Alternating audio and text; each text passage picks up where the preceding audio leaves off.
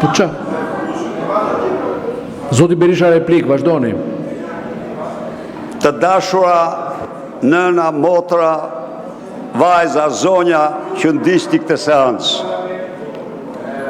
Njerëzisht dhe me përvulljen më të madhe para jush, çfarë do bindje politike që keni, ju shtroj një pyetje sot. A turpron gjë më shumë një grua, një zyrtare se sa vjedhja e parave të qytetarëve? A kanë të drejtë këto avokate, a përfaqësojnë ju këto që mbrojnë vjedhjen e Lubi Ballukut dhe Tedi Ramës? Kaq, kurse për sa i përket atij zotërisë që foli këtu, Agron, ti fole dhe unë i kam shprehur mendimet e mia për 21 janarin e mund t'i shpreh përsëri. Ai ishte një puç i organizuar për përmbysje pushteti dhe jam shprehur dhe shprehem se Garda ka zbatuar ligjin.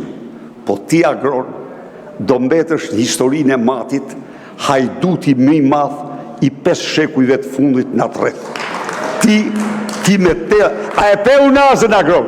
Shko e shif unazën që i bëre, monumentin e fundit që i le rrethit tanë të shemur. Shko shif i rrugë që t'janë bërë në matë që i nërtove ti, sepse vidhje parat.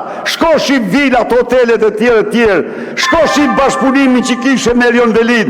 Agron, është gabim të t'akuzojnë ty për gjë tjetër, përveç se hajduti më i madh i historisë matit që nga kohë e Skënderbeut gjerë sot. Fjalën e ka zonja Zeqinet Çavushin, pas zoti Tomora Lizoti për procedurë. Për procedurë. Ndeske, ka. Kemi 2 orë që dëgjojmë këtu një ish kryeministër që jetën e tij politike e ka nisur dhe e ka përfunduar vetëm me dhunë. Boll me teatr, ky parlament duhet futet në shina dhe duhet fillojmë me rendin e ditës. Fatkeqësia më e madhe e këtij kombit është prezenca jote këtu, Sali Berisha. Po si nuk e turp dhe sedër që vjen këtu në këtë parlament dhe gënjen, si nuk e turp. Si nuk e turp kur përfshin të mitur në vijën e parë me pllaka guri në dorë. Si nuk e turp kur paguan adoleshentët për të ardhur në protestë. Si vjen këtu dhe gënjen dhe thua ajo ishte protestë paqësore. Por ti, doktor, je mësuar me gënjeshtrat, sepse ti mohove të afërmit e tu pasi vdiqën 26 persona në Gërdec. Ti ishe ai që i mohove. Sa më shumë që i sulmon shqiptarët, aq më shumë të njohin ata dhe aq më shumë do të groposin. Shumë shpejt janë në kilometrin e fundit zgjedhjet vendore që të tregojnë rezultatin si asnjëherë tjetër. Dhe sa pra të këndezin që ju dhimbset, 2% e asaj dhimbjes tu dhimbsësh ai kamionisti atje në Korçë. Faleminderit. Faleminderit. Zoti Elizoti. Nuk ka replik mbi replik, zoti Elizoti. Zoti Elizoti, procedurë.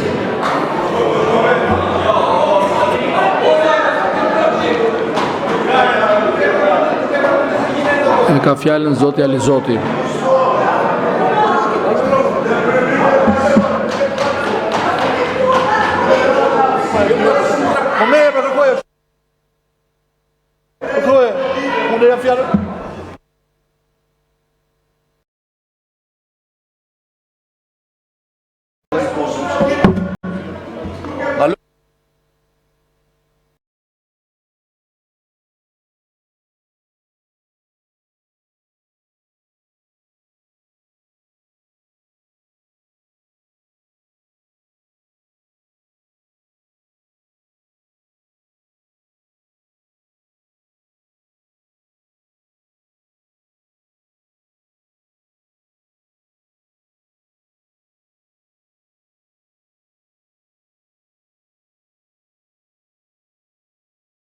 I kam dhënë fjalën për procedurë zotit Elizoti.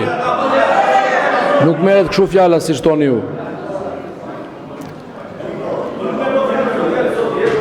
Fjalën e jep kryetari i kuvendit. Nuk e merr Forca. Shumë faleminderit për konsulencën, nuk merret parasysh. Fjalën e ka zoti Alizoti.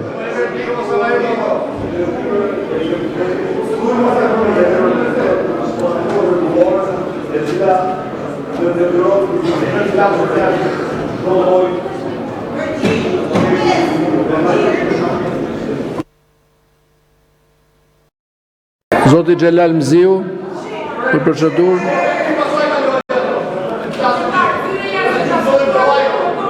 Zonja Denisa Vata.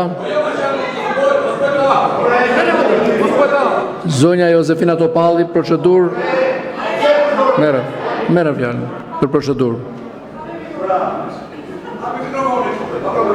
Merë nga vendi fjalën për procedurë. Ju vete inkurajoni të ngrihet në foltore dhe pastaj kur nuk flisni dot, nuk e kam fajin unë. Po ç'a të bëj? Si thua ti? Si thua ta hapim foltoren, ta marr gjithkush me vullnetin e vet. Zoti Luan Baçi për procedurë. Për procedurë, merreni fjalën. Jepe fjalën tek foltorja te doktori. Për këtë e kërkuat ju fjalën për procedurë. Faleminderit, nuk merret parasysh. Zoti Balla, keni kërkuar fjalën? Po natyrisht, kryetare, kam kërkuar fjalën sepse u bën 2 orë nga fillimi i kësaj seance. Kjo seancë nuk mund të vazhdoj më kështu.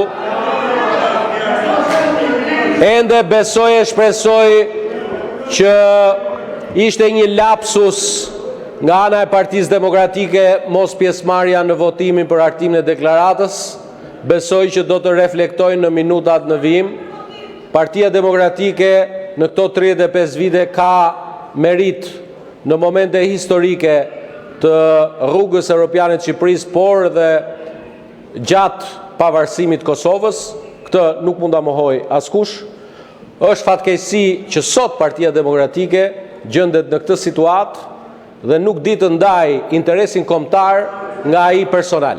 E megjithatë, në zbatim të rregullores, zoti kryetari i kuvendit kërkoi 5 minuta pushim për të reflektuar. Nëse nuk reflektohet, do të kalojmë në votim.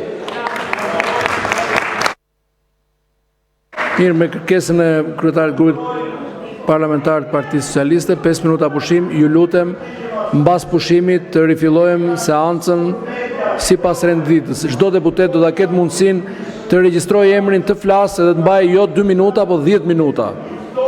Pushim 5 minuta.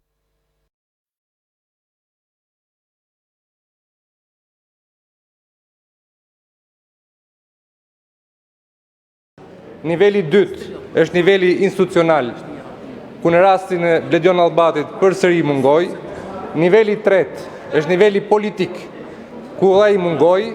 Niveli 4 është niveli hipokrizisë i retorikës politike, ku edhe ai mungoi. Kjo tregon që diçka e keni thyer në mes në Shqipëri, diçka e shkalbur te Partia Socialiste dhe kjo mazhorancë. E keni ndarë Shqipërinë në 2 pjesë, një Shqipëri e një kaste, një Shqipëri e korrupsionit që mbrohet dhe një Shqipëri tjetër që proteston.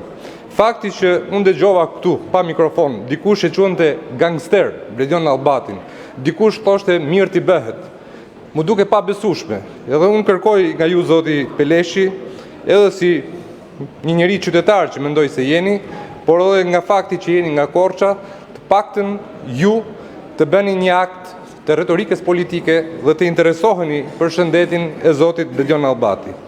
Unë prita që zonja Albana Koqiu të vinte këtu, qoftë për retorikë politike, dhe të thoshte që ne do të ngrejmë një komision sepse është dhunuar një deputet në mandat. Do japim përgjigje publike për fajtorët të cilët kanë masakruar deputetin e opozitës, por ajo nuk e bëri këtë.